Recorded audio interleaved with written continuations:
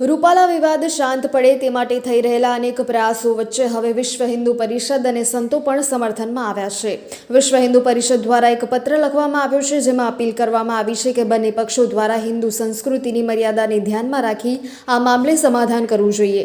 સમગ્ર મામલે અખિલ ભારતીય સંત સમિતિના રાષ્ટ્રીય અધ્યક્ષ અવિચલ દેવાચાર્યજી મહારાજ દ્વારા ઇન્ટરવ્યૂમાં જણાવ્યું હતું કે જે ઘટના ઘટી છે તે ચોક્કસથી નિંદનીય છે। ક્યાંક ને ક્યાંક અજાણતા ભૂલ થઈ છે, પરંતુ દરેક બાબતનો એક સમાધાનકારી રસ્તો હોય છે, જેના પર બંને પક્ષો દ્વારા વિચારવામાં આવે તે જરૂરી છે।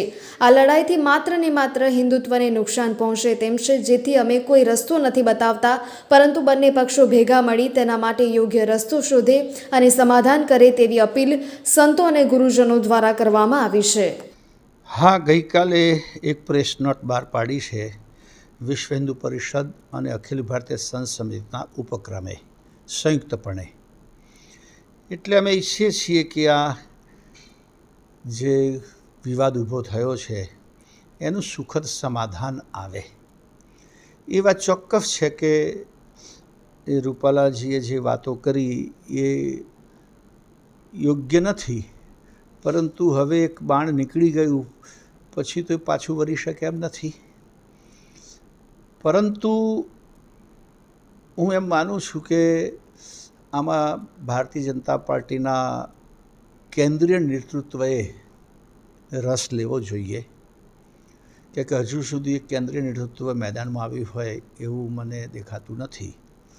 પ્રાંતના નેતાઓએ કામ કર્યું છે, પણ હું માનું છું કે કેન્દ્રીય નેતૃત્વનો પ્રભાવ એટલો બધો છે, અને નરેન્દ્રભાઈની જે વ્યાખ્યા છે કે સૌનો સાથ સૌનો વિકાસ, અને એ પ્રમાણે એમણે આજ સુધી કાર્ય કર્યું પણ છે, એટલે સમાજના તમામ વર્ગોનો એમના પ્રત્યે વિશ્વાસ છે। એટલે એ રીતે આનો રસ્તો કાઢવો જરૂરી છે, કારણ કે કદાચ ભલે બીજેપીના ઉમેદવાર ત્યાં હારે કે જીતે, પણ જો સમાધાન થયા વગર આ પ્રક્રિયા આગળ ચાલે તો લાંબા ગાળે સમાજને આ ઘણું મોટું નુકસાન થઈ શકે એમ છે। એટલે હા, ક્ષત્રિય સમાજને બંનેને હું તો કહેવા માગું છું કે મારો એવો તો વિષય નથી કે ક્ષત્રિય સમાજ પહેલી સમાધાનની પહેલ કરે કે ભાજપ પહેલ કરે, બંને ભેગા મળીને જ કરવું જોઈએ। કારણ કે લાગણી તો દુભાઈ છે, એ બેમત નથી। અને મેં ગઈકાલે પણ કહ્યું હતું કે છેક ઇતિહાસમાં સૌથી પહેલો સિકંદર ભારતમાં આવ્યો, તેની સામે વીરતાપૂર્વક પોરસ લડ્યા। તે પોરસના ઇતિહાસથી લઈને છેલ્લે મહારાણી લક્ષ્મીબાઈ સુધી વિદેશી આક્રમતાઓ સામે આપણા રજવાડાઓએ મોટું બલિદાન આપ્યું છે અને વીરતાપૂર્વક લડ્યા છે, એટલે એની અવગણના તો ન કરી શકાય। પરંતુ વ્યક્તિગત સમાજનું સ્વમાન એટલું આગળ ધરીને સમગ્ર હિન્દુ સમાજને પણ નુકસાન ના કરી શકાય।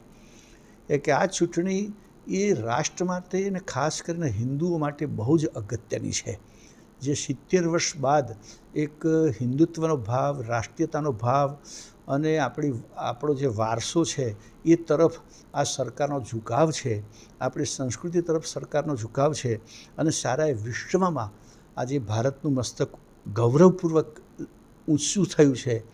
તો એવા સંજોગોમાં આ દેશને પણ નુકસાન ન થાય એ પણ આપણે વિચારવું જોઈએ।